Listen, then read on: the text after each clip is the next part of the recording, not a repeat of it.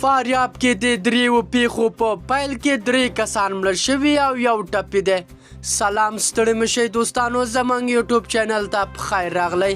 د فاریاب په بیلابیلو سیمو کې د دریو پیښو له کبله 3 کسان مړه شوي او 1 بل ټپي دی.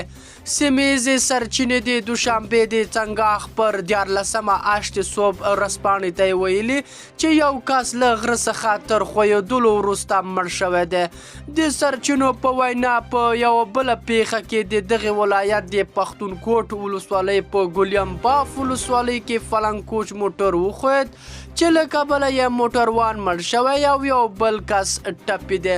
سرچینې همدا راز زیاتوي چې په 3مه پیښه کې 1 بوډۍ میرمن پرون شپه د قیصار ولسوالۍ په یکټال کلي کې کوهي ته لوېدلې او مړه شوې ده. د دغې بوډۍ خپلوان وایي چې هغې رواني ناروغي درلودله. په پاک خدایم سپارو، ښې شېبې.